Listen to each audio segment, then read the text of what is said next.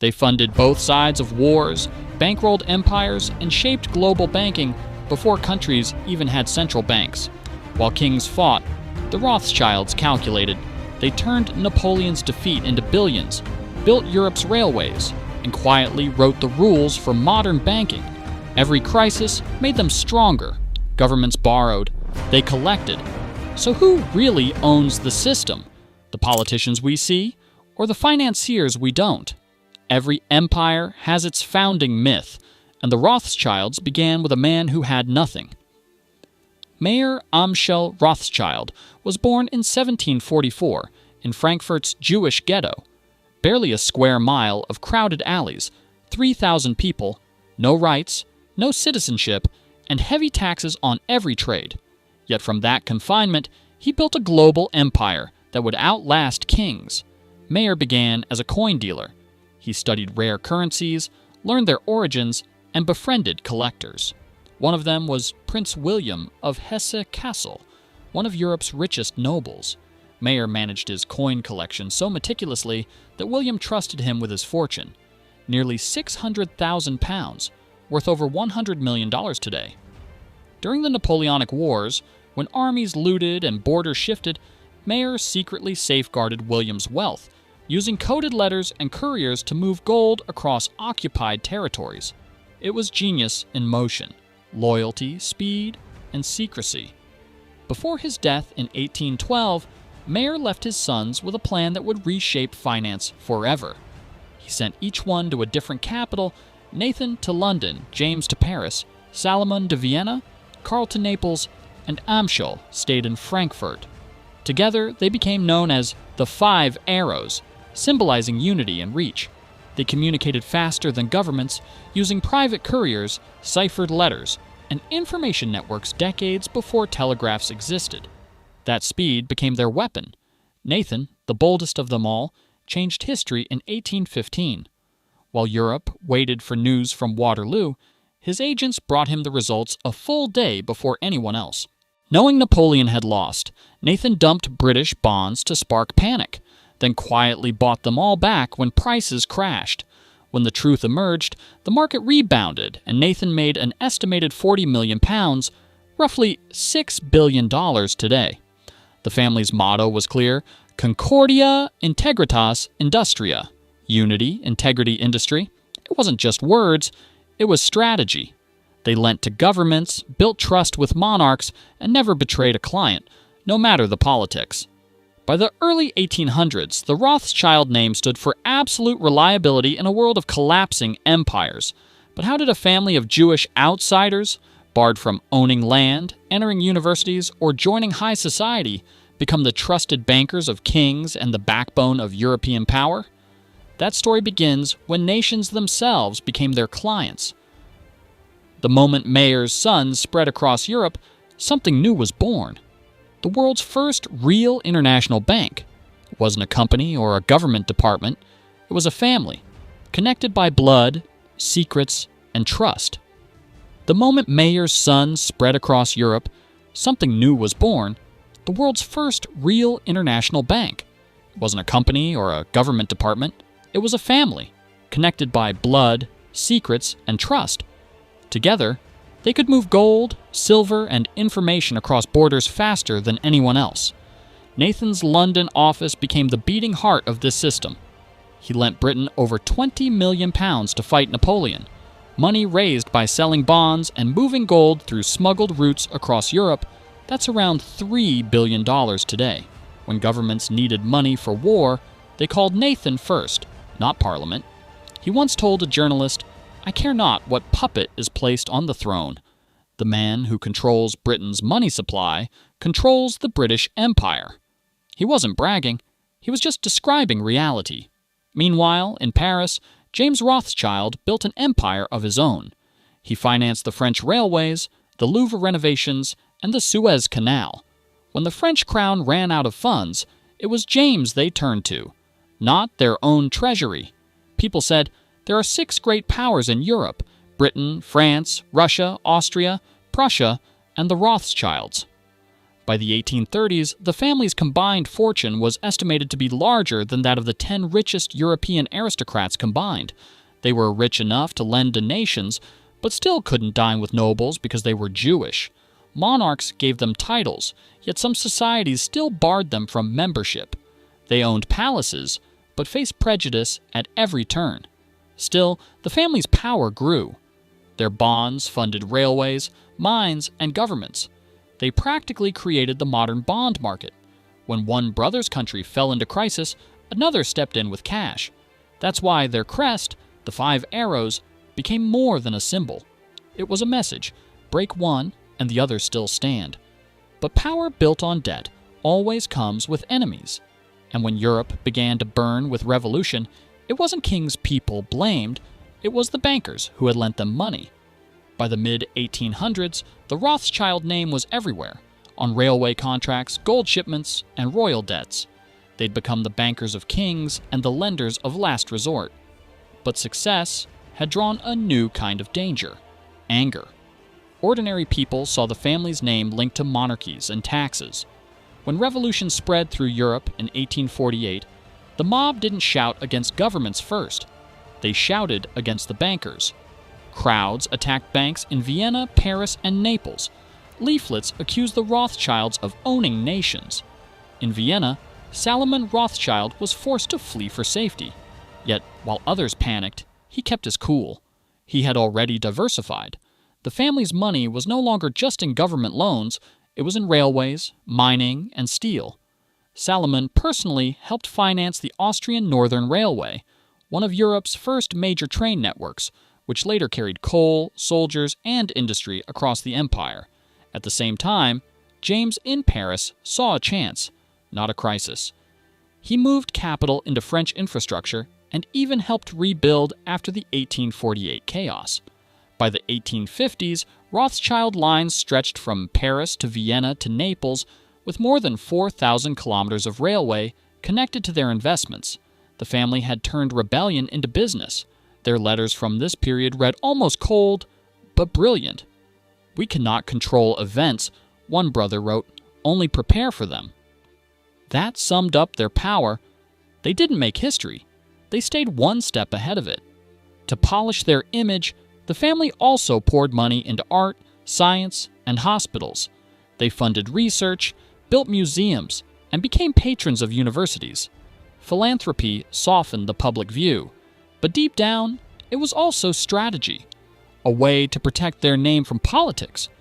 By the late 19th century, they were Europe's first industrial investors, holding stakes in mines and metal foundries. Their wealth was solid, but the world around them was changing fast.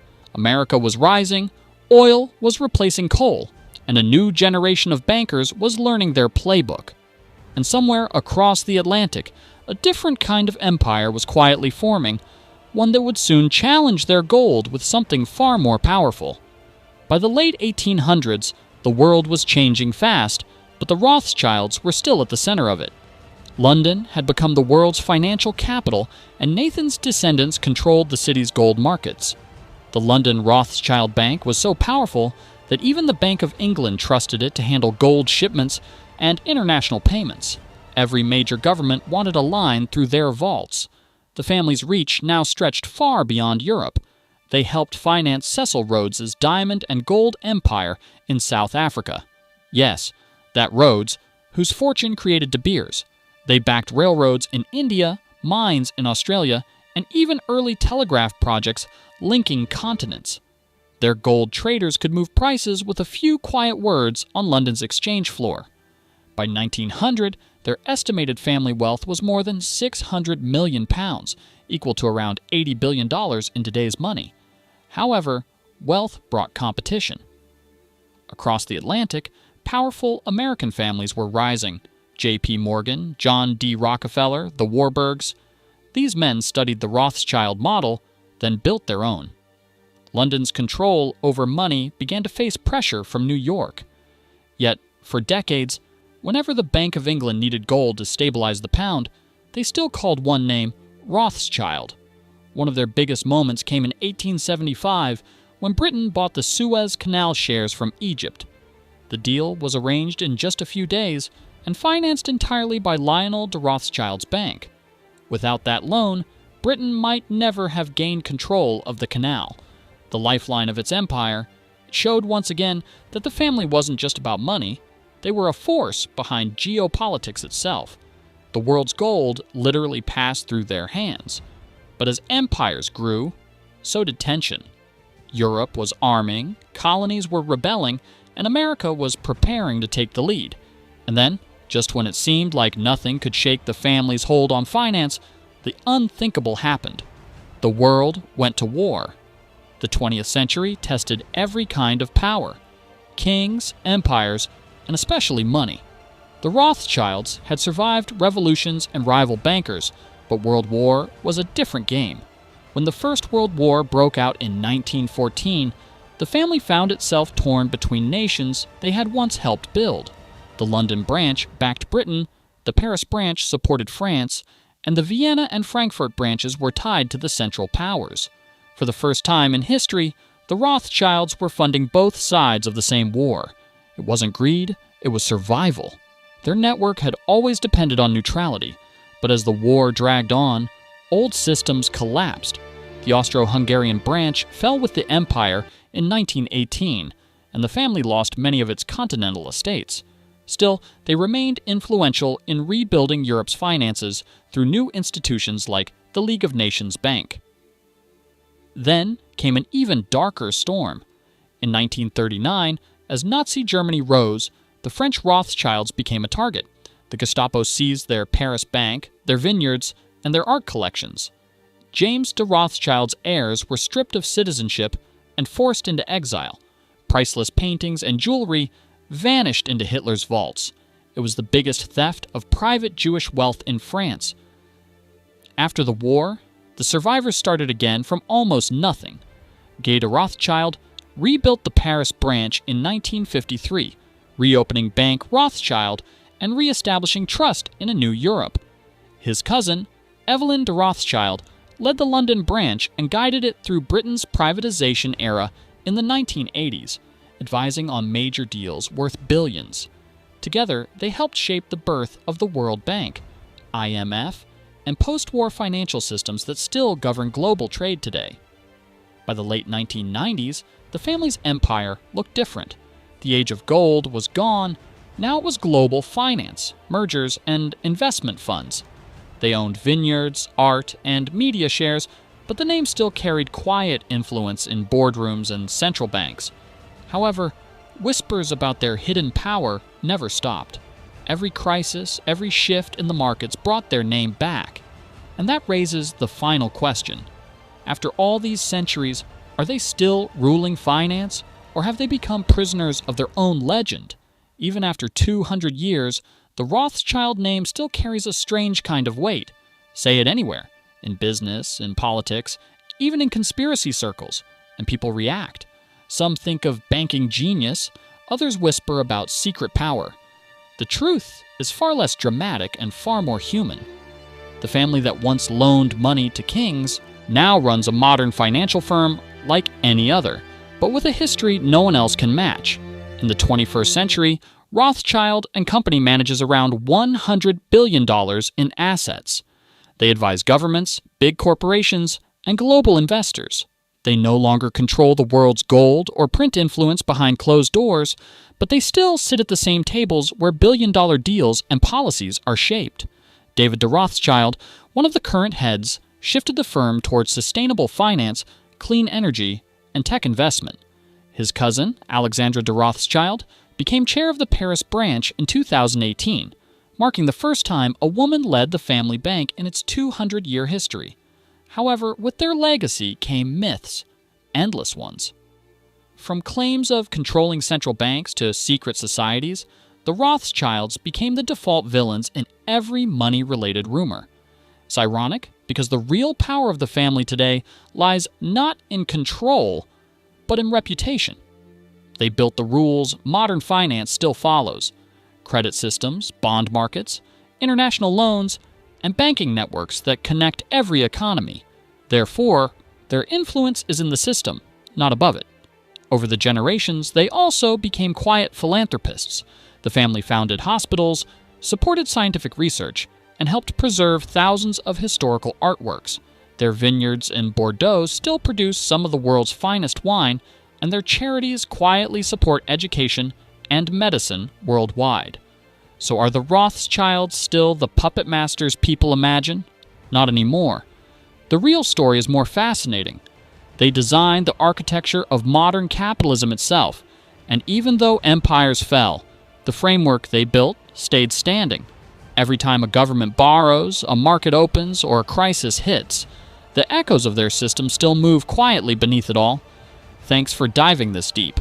If stories like these make you question who truly runs the game, subscribe and keep watching, because the next episode uncovers another dynasty, just as hidden, just as powerful, and still rewriting history from the shadows.